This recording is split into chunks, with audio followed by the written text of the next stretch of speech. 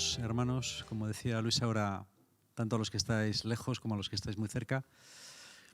Y sí que es verdad que estamos aquí con esto un poco desangelado, pero también es verdad que, como decía él, estamos aquí por algo y somos muy conscientes de qué es ese algo, ¿no? Y es la realidad de la comunidad que nos une. Yo quería, dentro de la serie de predicaciones que estoy haciendo, que estoy intentando hacer más o menos, quería, sobre fundamentos de lo que es la vida comunitaria y más concretamente la visión de fe y vida,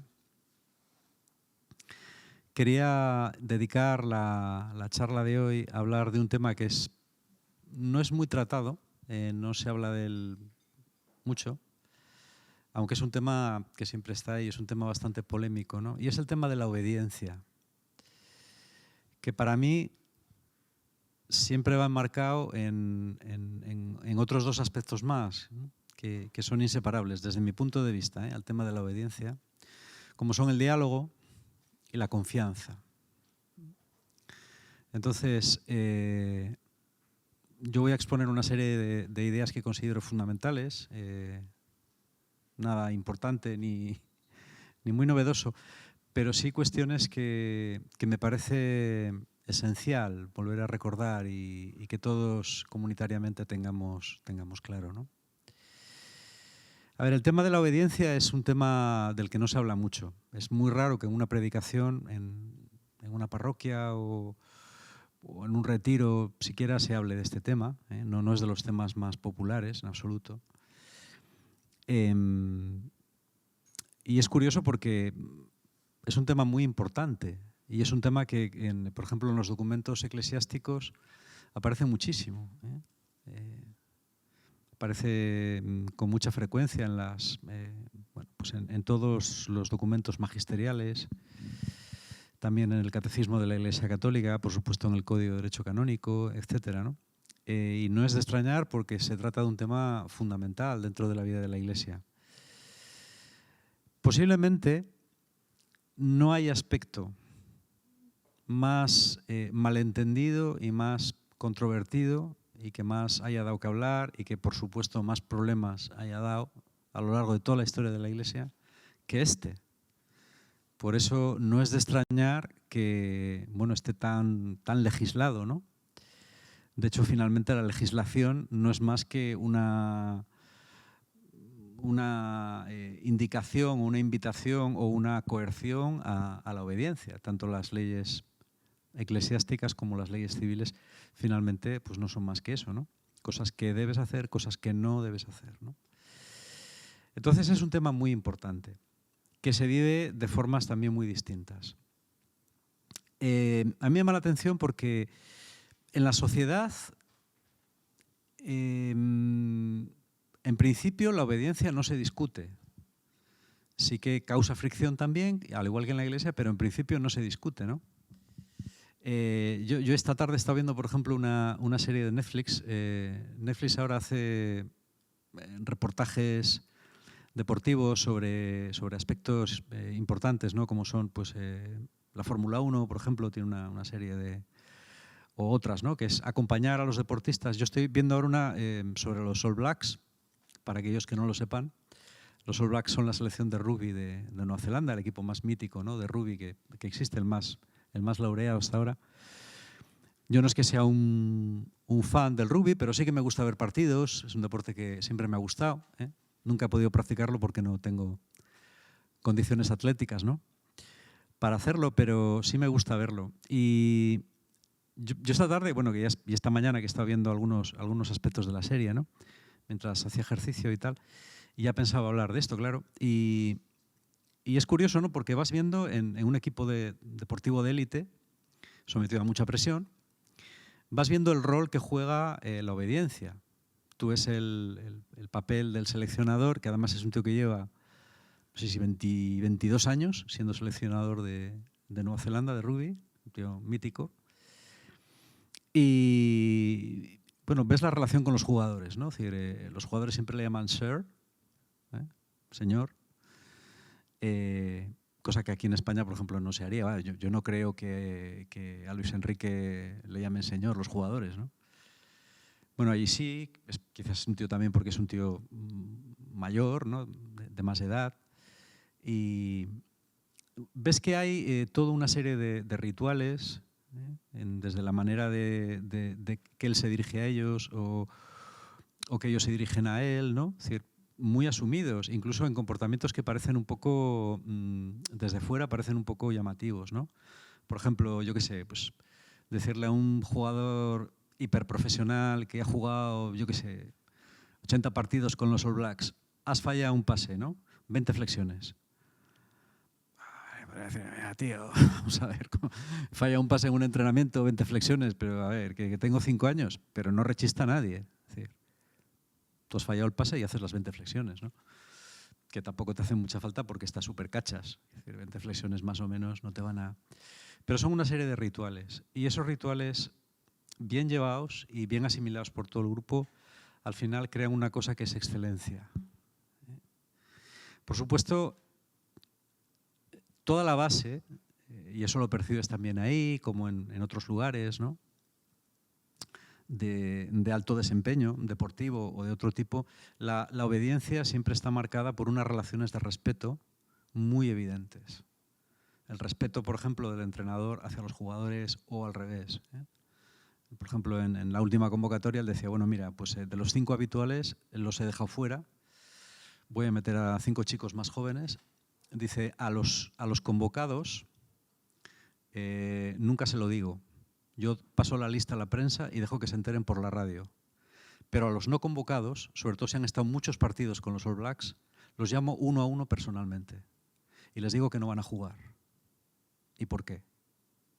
Yo lo estaba escuchando y digo, es interesante, ¿no? Es decir, es una... Bueno, pues imagino que cuando llevas en la élite muchos años, pues aprendes a cómo son las cosas y a cómo tienes que tratar a la gente, ¿no? Y es una buena reflexión para empezar. Yo creo que el tema de la autoridad es un tema esencial en la sociedad. Por eso digo que no se discute. El principio de autoridad es lo que salva o lo que diferencia a la civilización de la barbarie. Sin principio de autoridad, la única ley es la del más fuerte. Es el principio de autoridad que a su vez conforma la ley, lo que hace que vivamos en una sociedad en la que es posible vivir. Se le otorga autoridad a una serie de personas en razón del cargo que tienen, aunque también se controle después cómo la ejercen, para ver si lo han hecho bien, pero una vez que tienen el cargo tienen que ejercer la autoridad y los demás tienen que obedecerles, ¿vale? Da igual que seas el árbitro o la árbitro en un partido y dice que te vas y te vas, ¿vale? A mí no me han echado muchas veces, pero algunas sí. Y bueno, si el árbitro dice que te vas, ¿no?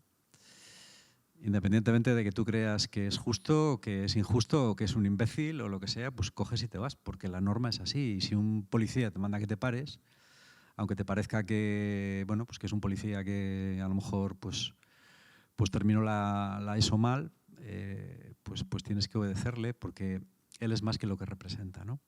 Yo creo que estas cosas las tenemos claras, ¿vale? En la sociedad, normalmente, desobedecer a la autoridad tiene una consecuencia. Si tú te saltas un control de la policía y simplemente pasas por delante, te has metido en un problema, ¿eh? Es muy probable que acabes en la cárcel. Si tú desobedeces o te enfrentas a tu jefe en un trabajo, es muy probable que antes o después acabes perdiéndolo. Y si tú eres muy bueno, pero no obedeces la autoridad de un entrenador, es muy probable que no seas convocado. Eso es así. Bueno, y en el reino de Dios. En el reino de Dios las cosas son más difíciles, ¿no? En el sentido en el que la autoridad es una cosa que tú puramente concedes a alguien que en principio, por lo menos desde hace, en el cristianismo, por lo menos ya desde hace tiempo, y salvo que pertenezcas a una orden religiosa o a algo dentro de lo que trabajes, vivas y que configure tu vida, las represalias no son muy grandes. Quiero decir, si un feligrés desobedece a su párroco, pues el párroco difícilmente le echará de la iglesia y en todo caso puede irse a otra y no pasa nada. Si a veces un sacerdote desobedece a su obispo, yo conozco casos, y hombre, el obispo, ¿qué va a hacer? Suspenderte a divinis, eso es muy grave, ¿eh? Es decir, que hay algún caso, pero son casos rarísimos. Son tan raros que aparecen en la prensa, ¿vale? Quiero decir que en el ámbito espiritual la obediencia es un tema más complicado. ¿Por qué? Porque no hay coerción. La única coerción es tu propia voluntad o tu propia conciencia. Y esto hace que, por un lado, la obediencia sea más pura, porque no depende de la coacción, pero por otro lado hace que sea más problemática, porque a veces no entiendes por qué tienes que obedecer. Psicológicamente, yo una cosa que he descubierto a lo largo del tiempo, y es que solamente las personas maduras son capaces de obedecer bien. Las personas inmaduras solamente pueden obedecer si lo hacen infantilmente o si directamente no lo hacen y se rebelan. Esas son las dos posturas inmaduras o infantiles ante la autoridad, que son la obediencia infantil y la rebelión y el enfrentamiento. ¿De acuerdo? En la Iglesia, por desgracia, durante mucho tiempo también la sociedad era así, y la Iglesia, bueno, pues siempre ha sido un reflejo de la sociedad, pero tú veías, por ejemplo, en algunos conventos, sobre todo religiosas y tal, veías comportamientos muy infantiles con la autoridad. O sea, las monjas se comportaban a veces como niñas pequeñas, ¿no? Es decir, yo he visto, pues, bueno, pues el chiste ese, ¿no? Ahora que estamos juntas, viva la Madre Superiora, ¿eh?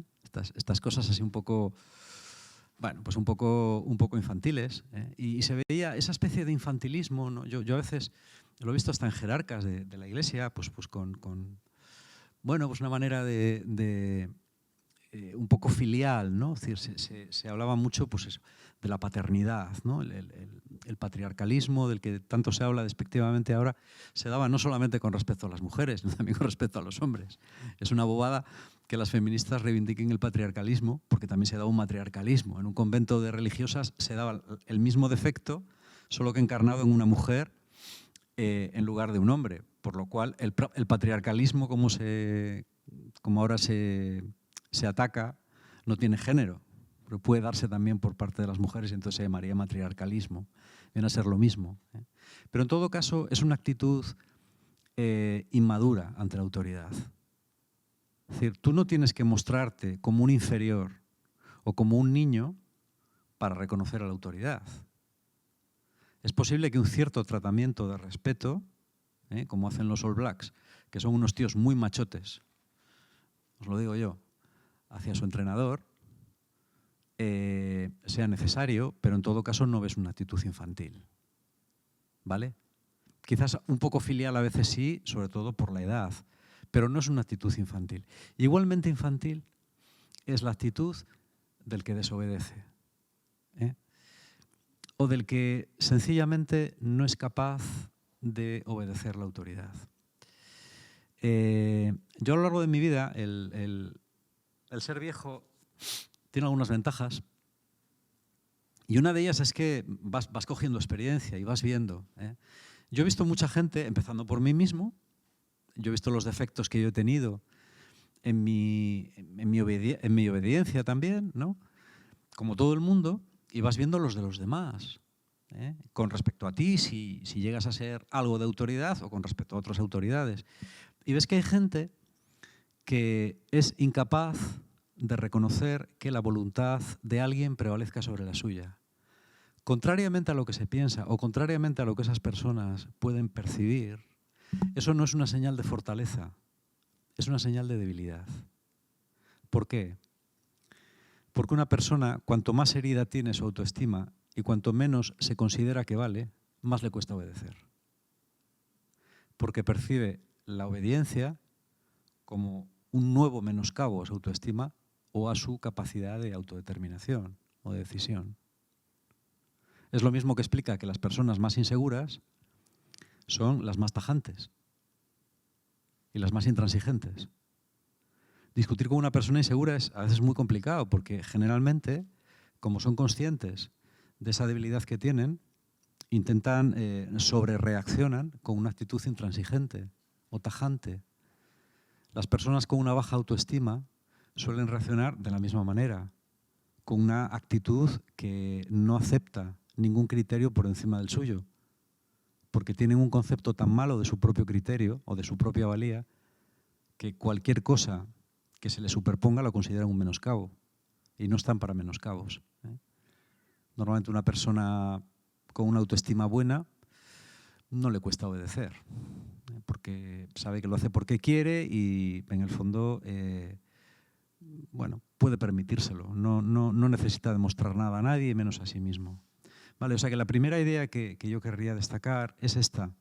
Hay dos formas infantiles de reaccionar ante la autoridad. Una es la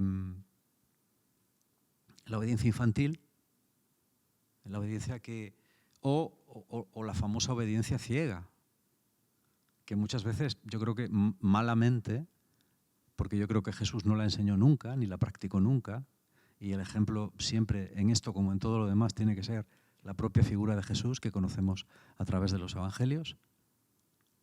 Yo creo que, como digo, si tú eres una persona obediente de verdad, no necesitas ser infantil y puedes ser crítico con quien te manda. Aunque obedezcas y aunque seas una persona obediente, puedes tener un sentimiento crítico porque el sentimiento crítico es bueno, aunque obedezcas. No tiene por qué ser infantil, ni tiene por qué ser una obediencia ciega. Bueno, hay experimentos muy famosos en los cuales se demuestra que la mayor parte de la gente bajo presión obedece cosas que considera injustas.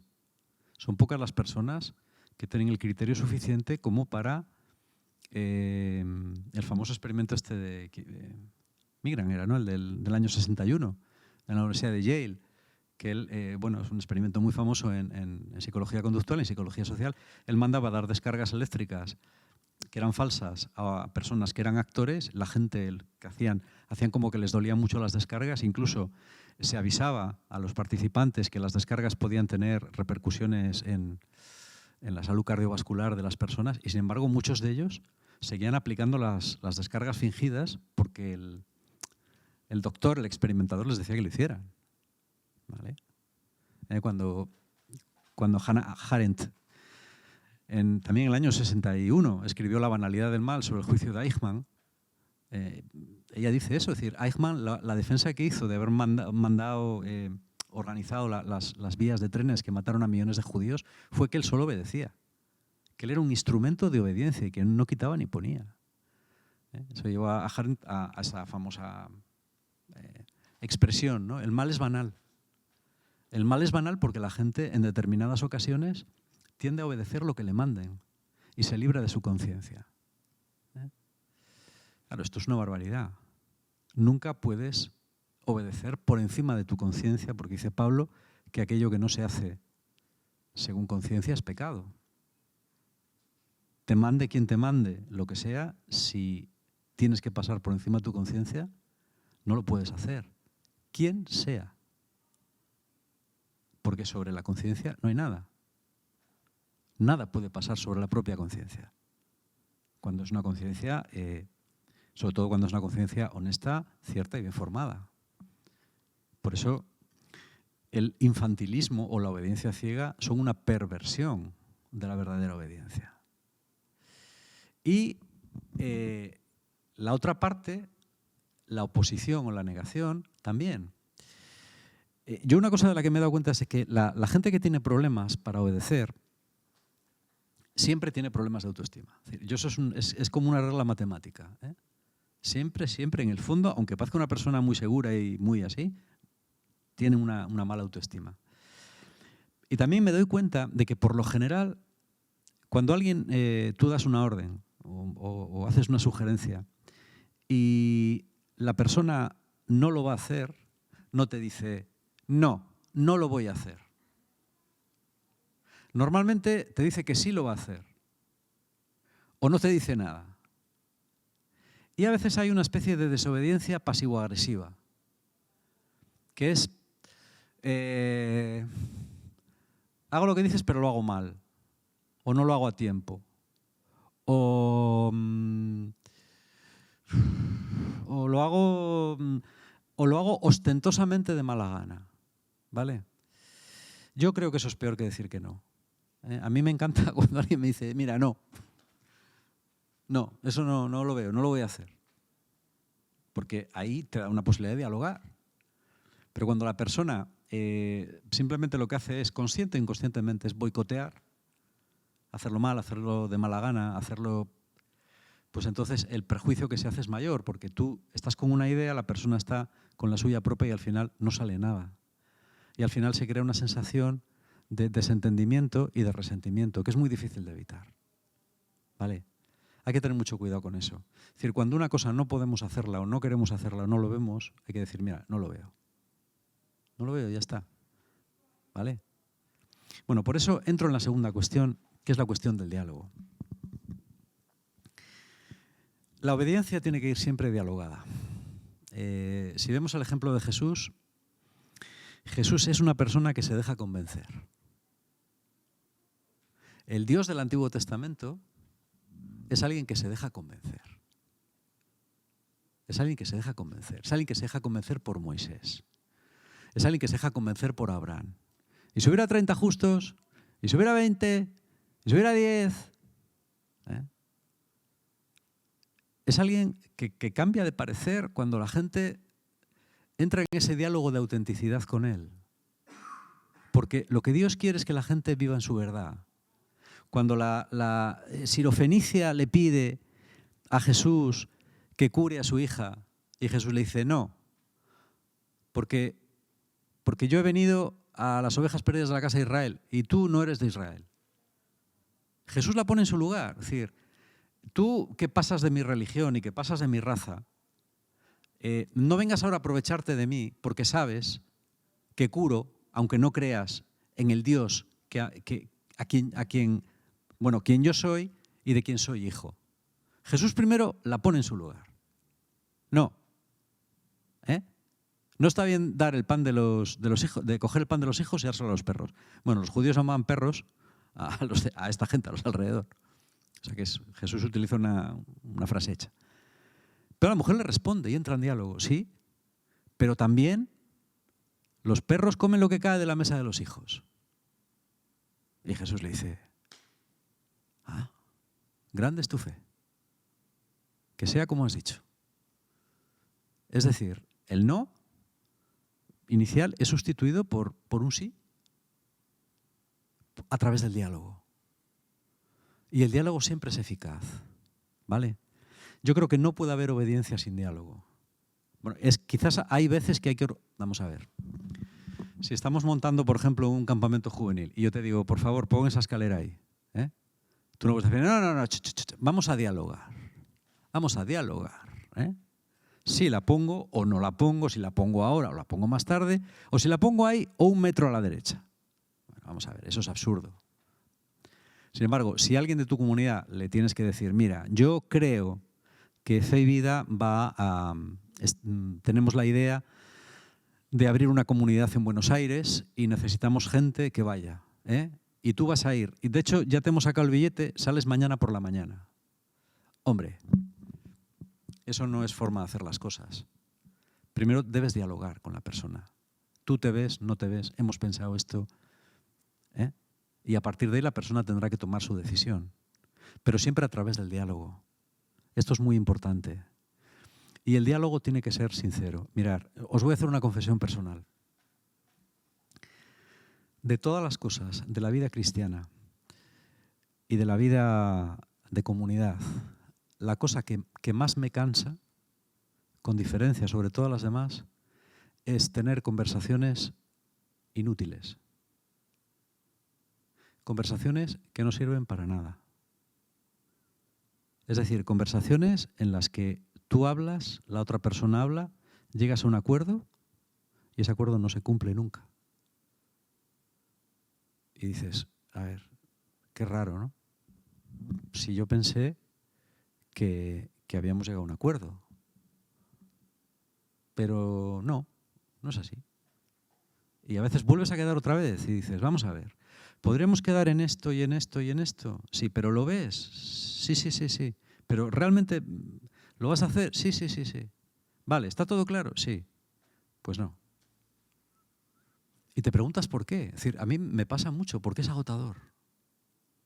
Es agotador estar en una conversación de 1 hora, 2 horas, a veces 3 horas, hablando de algo, intentando razonar, intentando ver todos los puntos de vista y al final darte cuenta de que esa conversación no ha servido para nada. Y no entiendes por qué. O sea, yo me he dado cuenta de que hay formas de dialogar o formas de hablar sin comunicación. Es decir, en la cual las comunicaciones están vacías, son inútiles. Solamente es al cabo de un cierto tiempo y de una cierta experiencia que te das cuenta de que no estás jugando una partida de tenis con alguien, estás jugando al frontón. Estás jugando tú solo.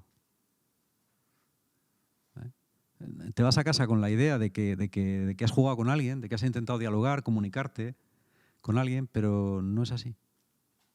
¿Vale?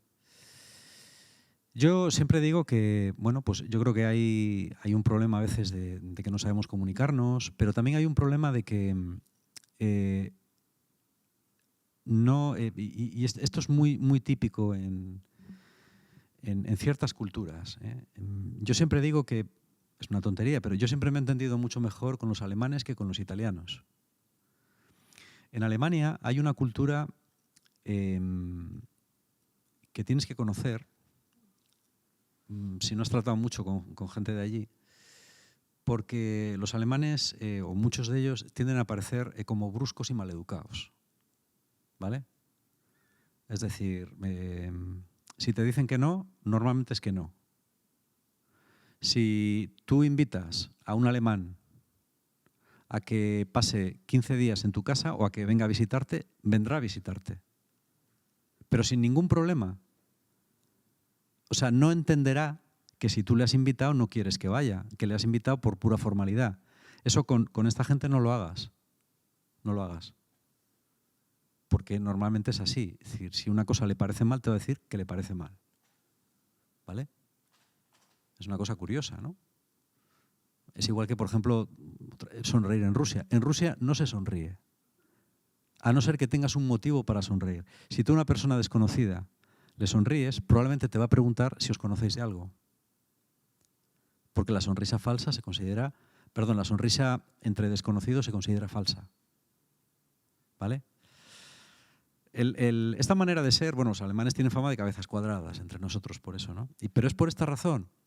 Y al final, cuando vas tratando a la gente, te das cuenta de que, aunque a veces te parezca brusco tratar con alemanes o con otra gente de esa misma cultura, al final está muy bien, porque siempre sabes a qué atenerte.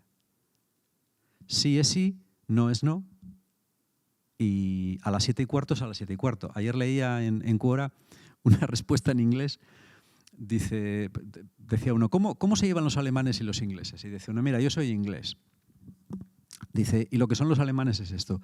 Estaba yo en la estación principal de Liverpool y estaba en un grupo de alemanes hablando en alemán, mirando los horarios de los autobuses. Y al final ya se me acerca un alemán y me dice, ¿tú eres de aquí? Y yo le digo, sí, soy de aquí. Y dice, yo aquí leo que hay un autobús a las 7:15. Le dice el tío, sí, efectivamente. Hay un autobús a las 7:15. Y el alemán dice, pero son las 7:15 y no hay autobús. Y el inglés dice, bueno, pero es que en Inglaterra, contrariamente a lo que se piensa, en Inglaterra no siempre es así. Y dice, los tíos no me entendían. Decían, mira, son las 7:15. Y el otro decía, que sí, que ya lo sé, pero no hay autobús. Pero ahí está escrito a las 7:15. Bueno, es una manera de... ¿Es ser exagerado? ¿Es ser un tal? A mí me decía mi cuñada, que vive en Marruecos, que a veces cuando se junta a tomar algo con gente de las delegaciones diplomáticas japonesas, dice, si una de las que ha quedado llega 1 minuto tarde, ya están todas las japonesas diciendo, pero qué raro, ¿qué le habrá pasado? No sé qué, no sé cuántos. Y yo les digo, pero tía, pero es que pasa 1 minuto, hombre, ya vendrá. No, ha tenido un accidente o algo. Habrá tenido un accidente o algo. Las japonesas son así. Son insufribles a ese nivel. Porque para ellas las 8 son las 8, no las 8:30 segundos. Yo no digo que eso sea exagerado, no estoy hablando ahora de la puntualidad, pero en el fondo la puntualidad es algo parecido al diálogo. Es un acuerdo al que tú llegas y en el que tienes que ser fiable. Es decir, cuando hablamos tenemos que ser fiables y tenemos que aceptar lo que Jesús decía, que tú sí sea sí y que tú no sea no. Porque todo lo que pasa de ahí, que tú sí sea sí y que tú no sea no. Si quedas en una cosa, esa cosa es así. Y si no te acuerdas, apúntala. Yo alguna vez, os lo confieso, lo que pasa es que me parece poco natural, pero a veces he pensado, cada vez que tenga una reunión, voy a grabar entera la reunión. Voy a poner una cámara y la voy a poner ahí. La voy a guardar. Porque hay veces que parece que la reunión que tú has vivido, la que ha vivido la otra persona, son distintas. Esta es una cuestión muy importante también. No se puede trabajar y no se puede ejercer ninguna obediencia, ni ningún mando, ni ninguna autoridad si no hay un diálogo auténtico. Esto es fundamental. Y para terminar, quería decir un par de cosas acerca de la confianza, que es como la tercera pata. La obediencia sin confianza requiere mucha madurez o simplemente estar obligado. La verdadera obediencia implica confianza en la persona a la que obedeces. Si no en el punto concreto que te está mandando, por lo menos en la persona en general. Puedes decir, bueno, yo esto no lo veo, pero confío en ti. O más aún, yo esto no lo veo y no confío mucho en ti en cuanto a tus capacidades o habilidades personales. Pero puesto que creo que Dios te ha puesto como autoridad, me voy a fiar de Dios a través de ti. Quien dice que se fía de Dios y no se fía de la gente, no se fía ni de Dios ni de la gente. Esto es así. Y es algo que hemos visto también, de lo que hemos tenido experiencias muy, muy claras. Es decir, personas que espiritualizan todo, que están todo el día hablando de Dios, que si el Señor me dijo, me dejó de decir, que si ver señales de Dios por todos los lados, ¿no? Pero luego no te fías de nadie, no te fías de ningún hermano. Y en el fondo es porque tampoco te fías de Dios. En el fondo no tienes confianza en Él. En el fondo le tienes miedo. Y cuando hay miedo, no puede haber confianza. Dice el Evangelio de Juan que la primera carta de Juan, creo que dice que el amor perfecto echa fuera el temor. Donde hay temor no puede haber verdadero amor. La confianza es lo que suprime el temor y es el primer paso hacia el amor. Es muy importante confiar en las personas. Incluso aunque sepamos que las personas tienen defectos, pero que sepamos que el Espíritu Santo puede obrar a través de las personas. Yo eso lo he visto muchas veces en mi vida. Yo he aprendido a confiar y he aprendido a obedecer. Porque he visto que incluso en personas que humanamente no me merecían demasiada confianza, he podido ver cómo Dios a través de ellas obra. Y al final obra siempre para mi bien. Porque cuando obedeces y tienes confianza, aunque no lo veas muy claro, pero sin ir contra tu conciencia, y decides obedecer, porque te parece lo correcto y te parece la actitud que hay que tener, al final siempre sales beneficiado. Esta experiencia o la tienes o no la tienes. Si no la tienes, da igual lo que te diga. Cuando la tengas, probablemente este tema ya le tengas controlado. Pero hay que tener esta experiencia. Fíate de la gente. Mira, yo hay personas que vienen a hablar conmigo y es algo que noto enseguida en bastantes personas. Y yo siempre les digo, mira, fíate de alguien. Yo no te digo que te fíes de mí. Si no te fías de mí, haces muy bien en no fiarte de mí.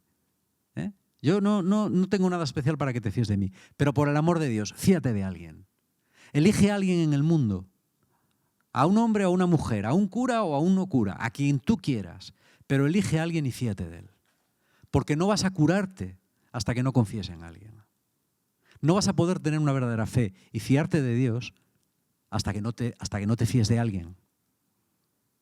Y esto es así, yo por lo menos es la experiencia que tengo. Es un gran don. Cuando una persona puede vivir en obediencia, en diálogo y en confianza, entonces esa persona es un constructor de la comunidad y del reino de Dios. Pero vamos, eso tan verdad como que ahora estamos aquí. Y yo creo que es un tema para reflexionar también. Es decir, ¿cómo vivimos la obediencia? ¿Vivimos la obediencia siempre? Yo escucho esto, pero rápidamente en mi mente hago un cambio para hacer el 33 y donde dije digo Diego y donde me dijeron no sé qué, ahora digo no sé cuándo y lo interpreto de tal manera que al final muchos tenemos ese defecto, que nos engañamos a nosotros mismos y creemos que obedecemos y no obedecemos. Y creemos que confiamos y no confiamos en absoluto. Y creemos que dialogamos y lo único que hacemos es hacer fintas a lo que el otro nos dice. Y no es un verdadero diálogo. Es simplemente un cumplir con no sé qué, porque aquí no sé con qué hay que cumplir. Y un mantener el tipo que yo tampoco sé en qué consiste.